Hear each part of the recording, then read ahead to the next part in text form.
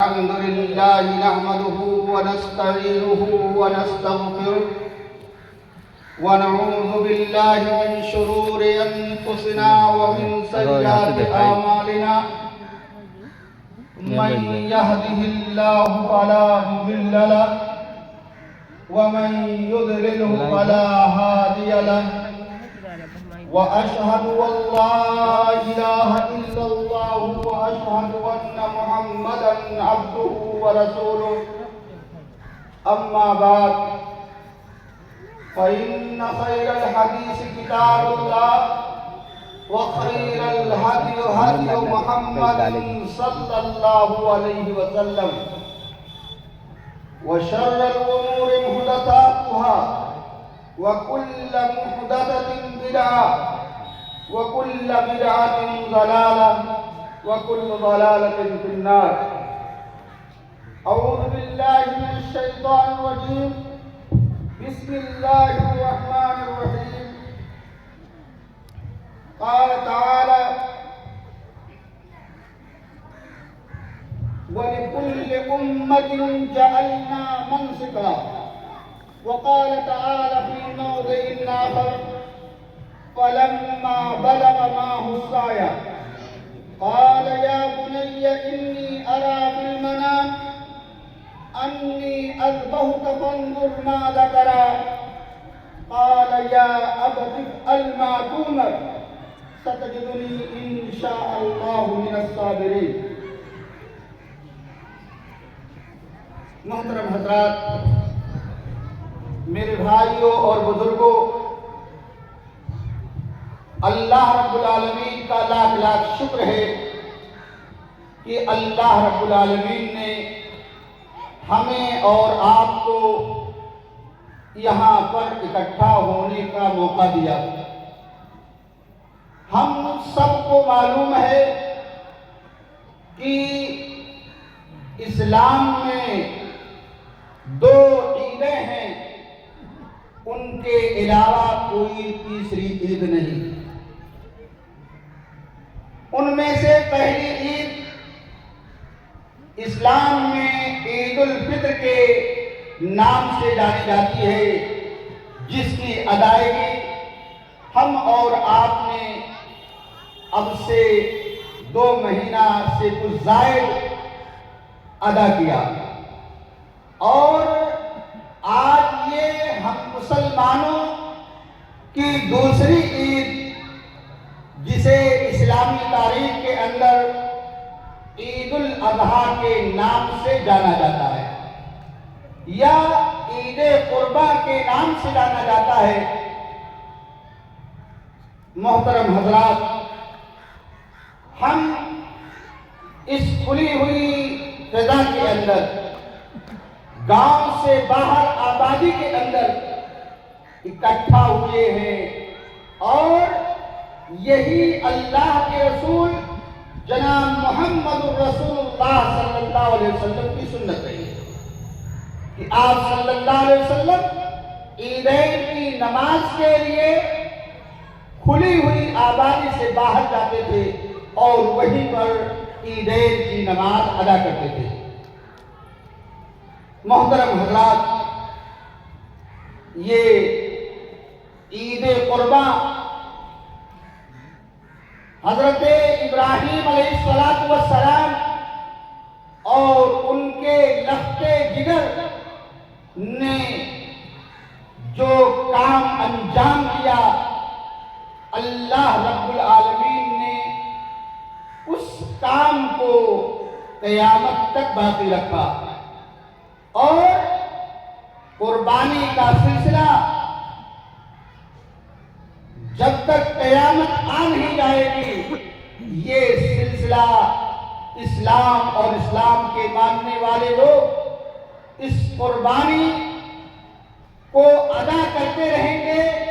حضرت ابراہیم علیہ السلام اور ان کے لخت جگر حضرت اسماعیل علیہ السلام کہ اس امر کو، اس کام کو ساری انسانیت اور مسلم قوم اس سنت کو باقی رکھے گی.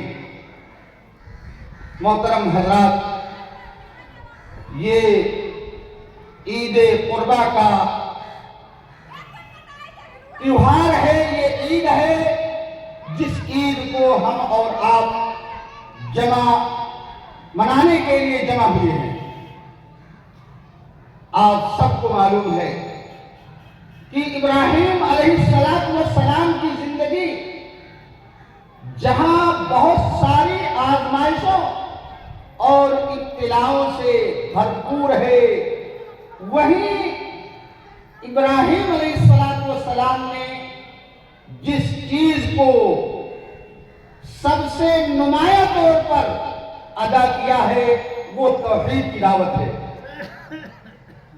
سیدنا ابراہیم علیہ السلام کی ولادت ایسے گھر میں ہوئی جو بت پرست اور بتوں کے بنانے والا خاندان تھا، لیکن سیدنا ابراہیم علیہ السلام نے اپنی قوم میں اپنے گھر والوں کو انہوں نے توحید کی دعوت دی، اور ابراہیم علیہ السلام کی زندگی سے ہمیں یہ سبق ملتا ہے، اور رسول صلی اللہ علیہ وسلم کی دعوت سے یہ سبق ملتا ہے، اور آپ سے پہلے جتنے بھی انبیاء اور رسول آئے سارے انبیاء کی دعوت کا اساس اور اس کی بنیاد توحید کی دعوت ہے، جیسا کہ اللہ رب العالمین نے اس کی وضاحت فرمائی ہے۔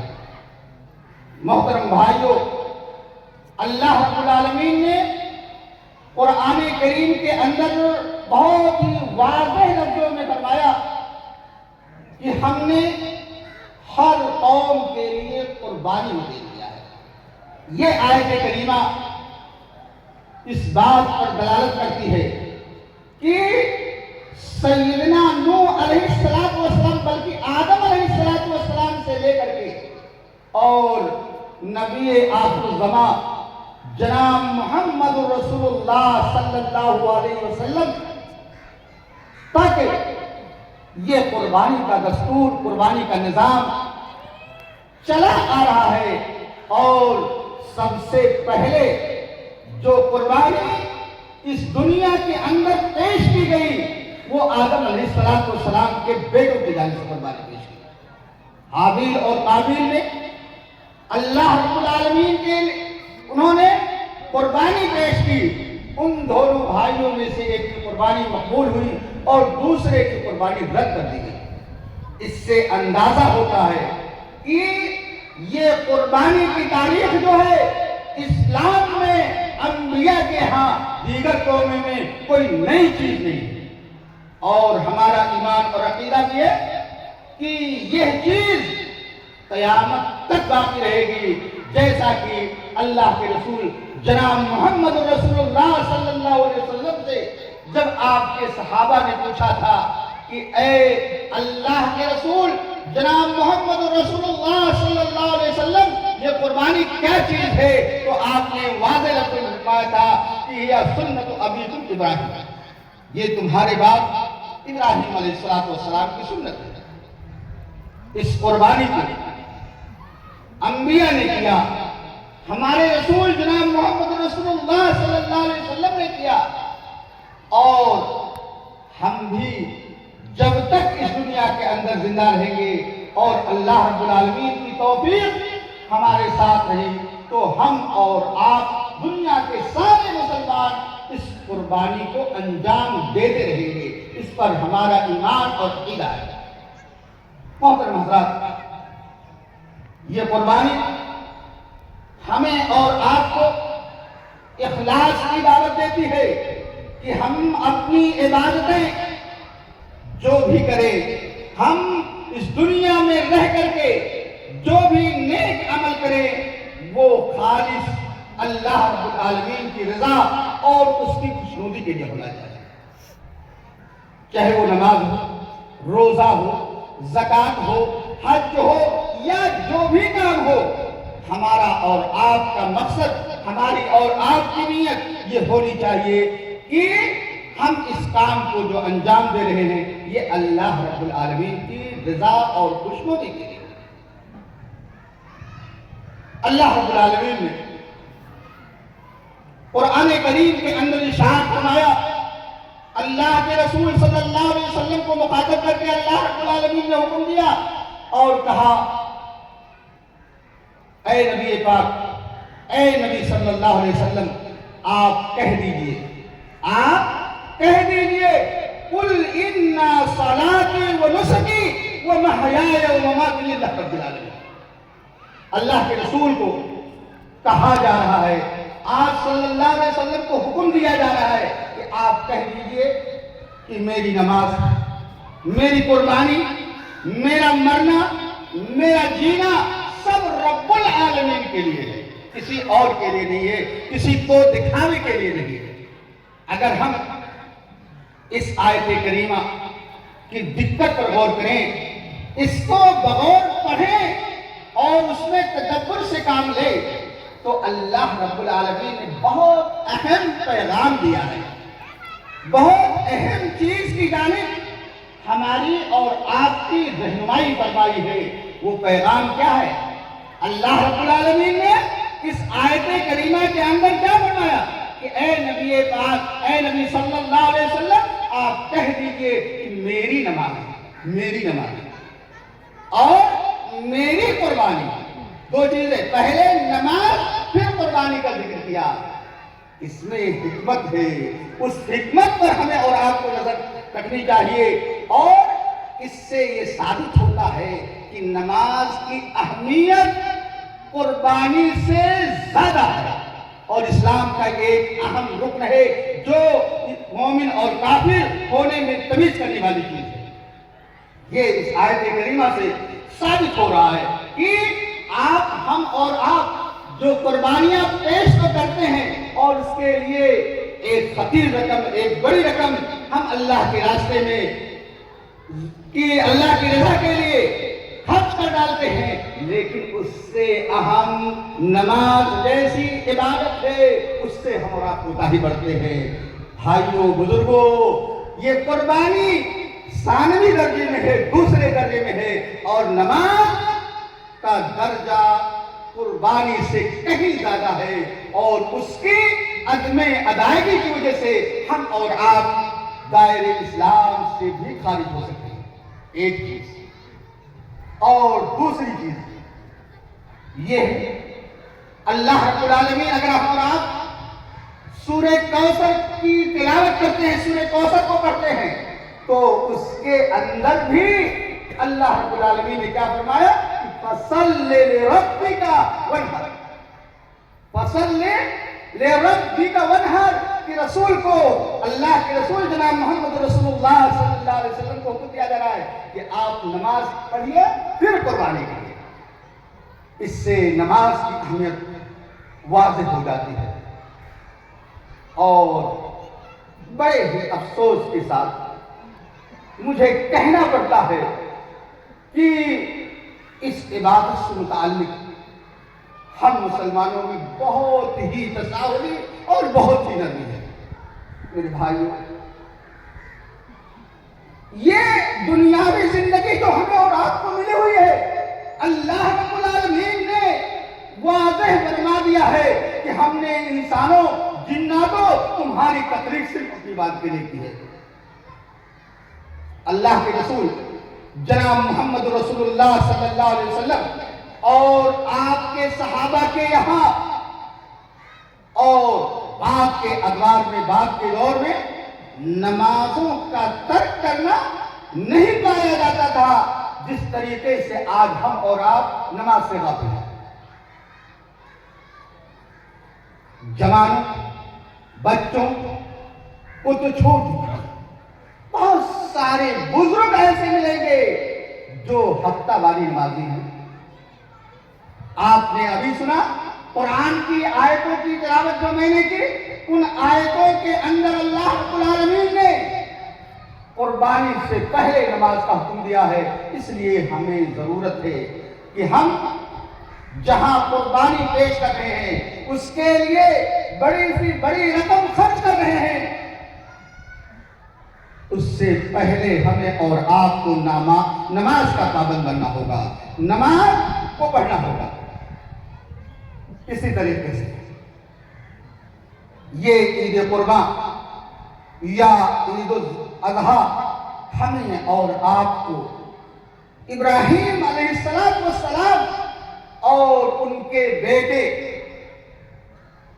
کے کارنامے سے ہمیں یہ سبق ملتی ہے، ہمیں یہ درس مل رہا ہے کہ اللہ کے رضا کی خاطر دنیا کی ساری چیزوں کو قربان کیا جا سکتا ہے۔ آپ جانتے ہیں کہ اسلام میں اولاد سے زیادہ اولاد اور مال دو چیزیں ایسی ہیں جن سے انسان ہر درجے محبت کرتا ہے۔ ابھی جو میں نے قرآن کریم کی آیتیں تلاوت کی ہیں، ان آیتوں کے اندر اللہ رب العالمین نے حضرت ابراہیم علیہ السلام کے واقعے کا اجمالاً ذکر فرمایا ہے۔ اللہ رب العالمین نے فرمایا کہ جب ایک لمبی عمر کے گزر جانے کے بعد اللہ رب العالمین نے سیدنا ابراہیم علیہ السلام کو جب اسماعیل کو دیا، وہ بھی بعض تاریخی روایتوں کی روشنی میں 90 یا 80 کے آس پاس میں اللہ رب العالمین نے ان کو اولاد سے نوازا آخری عمر میں، اور اس آخری عمر میں جس کو اولاد مل جائے انسانی فطرت ہے کہ وہ اس اولاد سے ہر درجے محبت کرتا ہے، اور مزید ابراہیم علیہ السلام کے پاس کوئی سہارا نہیں تھا۔ آخری وقت میں، آخری عمر میں ابراہیم علیہ السلام کے سہارا بن کر کے ان کے بیٹے اسماعیل علیہ السلام آئے۔ اللہ رب العالمین نے فرمایا فَلَمَّا بَلَغَا مَعَهُ السَّعْيَ قَالَ يَا بُنَيَّ إِنِّي أَرَىٰ فِي الْمَنَامِ أَنِّي أَذْبَحُكَ فَانظُرْ مَاذَا تَرَىٰ۔ تو اللہ رب العالمین نے حضرت ابراہیم علیہ السلام کو آزمانا چاہا اور خواب میں لکھا ہے۔ آپ جانتے ہیں کہ ہم انسانوں کے، عام انسانوں کا معاملہ یہ ہے کہ ان کے خواب حق اور باطل دونوں ہوتے ہیں، لیکن انبیاء کے خواب یہ سچے خواب ہوتے ہیں، ان کے خواب میں جھوٹ نہیں ہو سکتا۔ سیدنا ابراہیم علیہ السلام خواب دیکھتے ہیں کہ میں اپنے اس لختے جگر کو اللہ کے راستے میں ذبح کروں۔ انہوں نے اپنے والد، ان کے والد نے ابراہیم علیہ السلام نے اپنے اس خواب کو اپنے لختے جگر جناب اسماعیل علیہ السلام کے سامنے پیش کیا، تو کیا کہا کہ اے میرے بیٹے، میں نے خواب دیکھا ہے کہ میں تجھے ذبح کر رہا ہوں۔ آپ جانتے ہیں، آپ سب لوگ، میری مائیں اور بہنیں جانتے ہیں، آپ جانتے ہیں کہ بڑی ہمت کا کام تھا کہ کوئی شخص خواب کی بنیاد پر اپنے لختے جگر کو قربان کرنے کے لیے تیار ہو جائے، اور خود اولاد جو ہے اپنے والد کی باتوں کو پورا کرنے کے لیے، ان کی خواب کو پورا کرنے کے لیے وہ تیار ہو جاتا ہے۔ ابراہیم علیہ السلام نے اپنے اس خواب کو اسماعیل کے سامنے رکھا۔ اسماعیل علیہ السلام نے فرمایا کہ اے میرے ابا جان، آپ کو جو اللہ رب العالمین کی جانب سے حکم دیا گیا ہے آپ اس کو بجا لائیں۔ آج کی اولاد سے کی طرح سے نہیں، آج ہماری اولاد کا معاملہ کیا ہے کہ ہم اپنی اولاد کو کسی کام کا حکم دیتے ہیں بلا رہے ہیں کہ بیٹا ہمارے پاس آؤ، بیٹا جا رہا ہے پڑھنے کی طرف، بلا رہے ہیں نماز پڑھنے کے لیے، بیٹا موبائل کو کھول کر کے موبائل چلا رہا ہے، گانے سن رہا ہے، دنیا بھر کی لایانی اور لغو چیزوں کو دیکھا ہے۔ منع کرتے ہیں کہ اے میرے بیٹے، تم غلط چیزوں کا استعمال نہ کرو، لغو چیزوں کا استعمال نہ کرو، حرام چیزوں کا استعمال نہ کرو، لیکن وہ اولاد انہی کاموں کو انجام دیتا ہے جس کام کو انہیں کرنا مناسب نہیں، جس کام سے ماں باپ منع کرتا ہے۔ کیا ہم نے اس پر غور کیا کہ ہماری اولاد ہماری اطاعت اسماعیل علیہ السلام کی طرح سے کیوں نہیں کرتی ہے؟ اس کا جواب موجود ہے، بالکل واضح ہے کہ ہم اسلامی طریقے پر ان کی تربیت نہیں کرتے ہیں اور ان کی تربیت میں حلال و حرام کی تمیز نہیں کرتے ہیں۔ جب ہم حلال و حرام کی تمیز نہیں کریں گے، اسلامی طریقے اور اسلامی راستے کو بچپن سے نہیں سکھلائیں گے تو یقین مانیے وہ بچہ آپ کی اطاعت نہیں کرے گا جس طریقے سے اسماعیل علیہ السلام نے اپنے باپ کے اطاعت کی اور کہا تھا کہ اے میرے ابا جان، آپ اس کام کو انجام دے دیجئے جس کام کو اللہ رب العالمین نے حکم دیا۔ اور ابراہیم علیہ السلام نے اپنے بیٹے کو قربانی کرنے کے لیے اللہ کی رضا کے لیے لے گئے اور ان کی جگہ پر اللہ رب العالمین نے جنت سے میڑھا بھیجا اور وہ ذبح کیا۔ تو یہ قربانی ہمیں اور آپ کو اس بات کی بھی دعوت دیتی ہے کہ ہم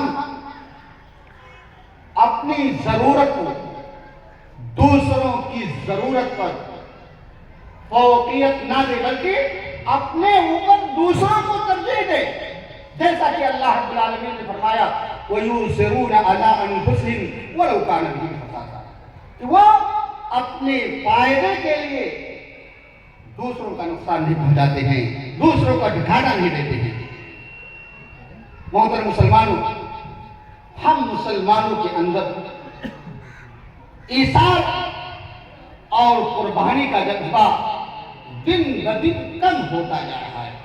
اسلامی تاریخ کے اندر اگر ہم دیکھیں تو ہمارے اسلاف نے اپنے اوپر دوسروں کو کس طرح سے ترجیح دیا۔ میں آپ کو تاریخ اسلام کے ایک اہم واقعے کی جانب لے جانا چاہتا ہوں۔ اسلامی غزوات میں سے ایک غزوہ غزوہ یرموک کے نام سے جانا جاتا ہے۔ اس غزوے کے اندر فوجی کمانڈر، اس غزوے کے کمانڈر کون تھے؟ خالد ابن ولید رضی اللہ تعالیٰ عنہ تھے۔ اللہ کے رسول کے ساتھی خالد ابن ولید تھے یرموک کے اندر، اور عمر رضی اللہ تعالی عنہ کا پیغام صادر ہوتا ہے اور پیغمبر قاصد خط لے کر کے خالد بن ولید رضی اللہ تعالی عنہ کے پاس جاتا ہے۔ اس خط میں یہ تھا کہ میرے خط کو پاتے ہی اس فوج کا کمانڈر عبیدہ ابن جراح رضی اللہ تعالیٰ عنہ کو بلایا جا رہا ہے اور تمہیں معزول کیا جاتا ہے۔ اہم پوسٹ ایک شخص سے چھین کر کے دوسرے صحابی کو دیا جا رہا ہے۔ یہ فرمان امیر المومنین عمر ابن خطاب رضی اللہ تعالیٰ عنہ صادر ہوا۔ یہ واقعہ ہمیں اور آپ کو سبق دیتا ہے کہ اپنی باتوں پر ہمیں جمع نہیں رہنا چاہیے، اپنے اہم ذمہ داریوں پر جمع نہیں رہنا چاہیے۔ خالد بن ولید نے کیا کیا؟ فوراً وہ ذمہ داری امیر کی اطاعت کرتے ہوئے، حاکم وقت کی اطاعت کرتے ہوئے، خلیفہ وقت کی اطاعت کرتے ہوئے وہ ذمہ داری عبیدہ ابن جراح رضی اللہ تعالیٰ عنہ کے حوالے کر دیا۔ اور اللہ انہوں نے اسی طریقے سے اس پورے غزوے کے اندر جنگ کیا جس طریقے سے کمانڈر کے حیثیت سے جنگ کرتے تھے. اسی طریقے سے حسن رضی اللہ تعالیٰ عنہ نماز رسول ہیں. جب معاویہ رضی اللہ تعالیٰ عنہ اور حسن رضی اللہ تعالیٰ عنہ کے بارے میں اختلاف ہوا اور دیکھا حسن رضی اللہ تعالیٰ عنہ نے کہ اللہ معاملے مسلمانوں کے درمیان اختلاف ہو جائے گا تو انہوں نے تنازع کر لیا. خلافت سے انہوں نے دستبرداری اختیار کر لی. تو ہمیں بھی اپنے ان اسلاف کے طریقوں کو اپنانا ہوگا اور اس پر عمل کرنا ہوگا. میرے بھائیوں، ایک اور پیغام میں دینا چاہتا ہوں. میں اپنی ماں اور بہنوں کو ایک پیغام خاص طور پہ دینا چاہتا ہوں کہ آپ سب اولاد کے لیے پہلا مدرسہ ہے. پہلا مدرسہ میری ماں اور بہن ہے. میں ان سے گزارش کرتا ہوں کہ وہ خود جو ہے اسلامی اعمال، اسلامی کاموں کو انجام دے، فرائض اسلام پر عمل کرے اور اپنی اولاد کو اسلامی تربیت دے. یہ ان کی ذمہ داری ہے. باپ کہیں رہتا ہے کمانے، روزی اور روٹی کے کمانے میں لگا رہتا ہے. ماں کی ذمہ داری یہ ہے کہ وہ اپنے بچوں کی تربیت کرے. اسی طریقے سے ایک آخری بات جو میں رکھنا چاہتا ہوں وہ یہ ہے جو بہت ہی افسوسناک ہے.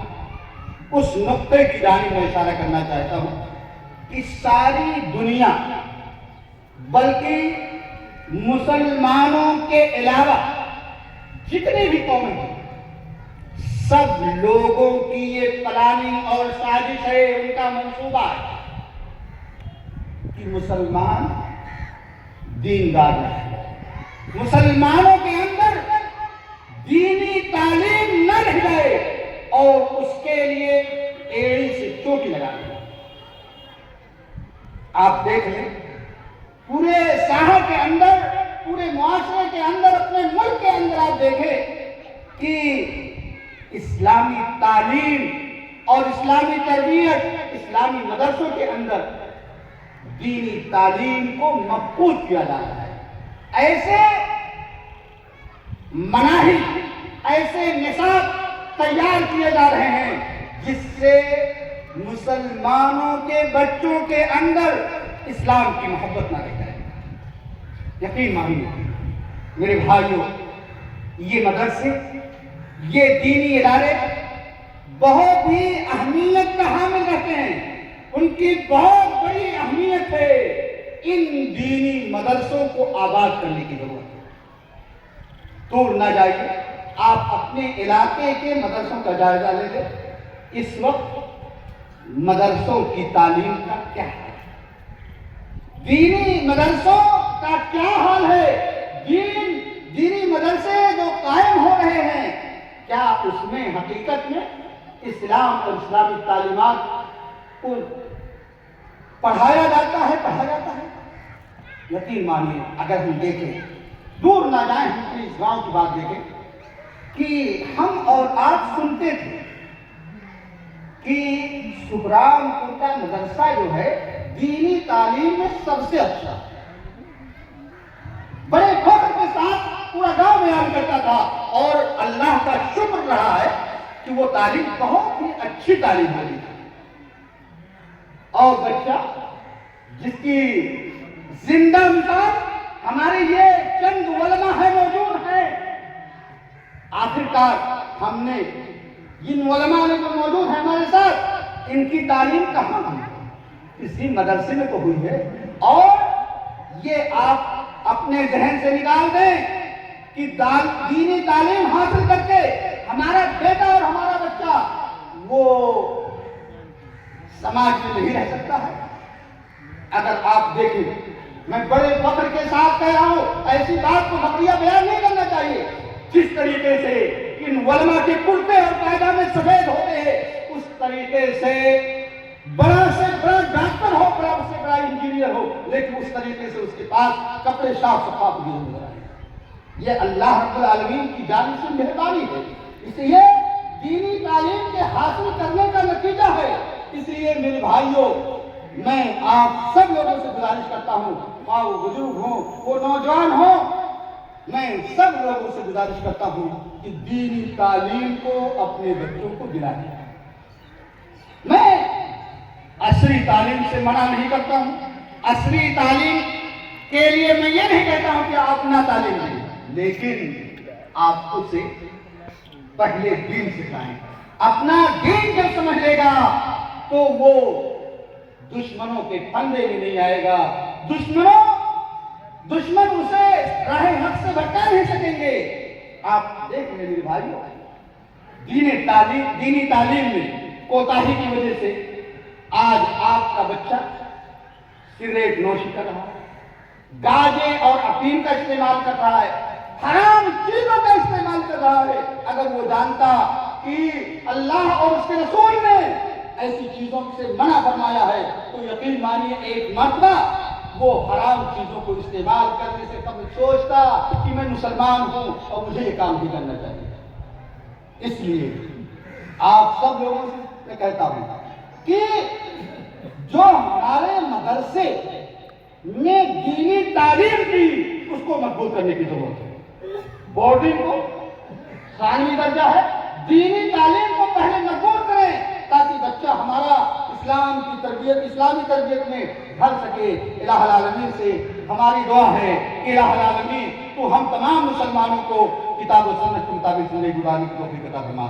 اسی طریقے سے میں ایک بات اور کہنا چاہتا ہوں کہ یہ قربانی کا وقت ہے، قربانی کا وقت ہے، اور قربانی میں اخلاص ہونا ضروری، جیسا کہ میں نے پہلے بتایا ہے۔ اور آپ ریا اور نمود سے اپنے دلوں کو صاف کریں، یہ نہ سوچیں کہ میں اتنے کی قربانی پیش کر رہا ہوں، میں جو کچھ بھی مجھ سے ہو سکا ہے ہو رہا ہے، میں اللہ کے راستے میں اللہ کو خوش کرنے کے لیے میں اس قربانی کو انجام دیتا ہوں۔ اسی طریقے سے آپ قربانی کے گوشت کو فقراء اور مساکین کو دیں۔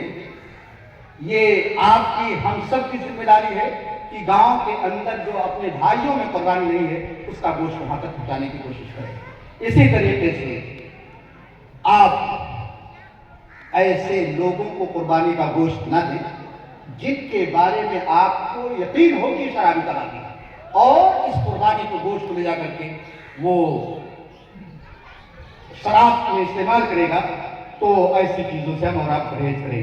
الہ العالمین سے ہماری دعا ہے کہ الہ العالمین تو ہمیں اللہ کے رسول اور آپ صلی اللہ علیہ وسلم کے صحابہ کے طریقے پر اس قربانی کو پیش کرنے کی توفیق عطا فرما۔ الہ العالمین سے ہماری دعا ہے کہ اے اللہ تو ہماری اس قربانی کو قبول فرمائے جو ہم اور آپ بھی چند منٹ بعد اللہ کی رضا کے لیے، اللہ کی خوشنودی کے لیے ذبح کریں گے۔ اے اللہ اسے قبولیت سے نواز۔ وآخر دعوانا ان الحمدللہ رب العالمین۔ بارک اللہ لنا ولکم فی القرآن العظیم ونفعني وإياكم بالآیات والذکر الحکیم، انہ تعالی جواد کریم ملک رؤوف رحیم۔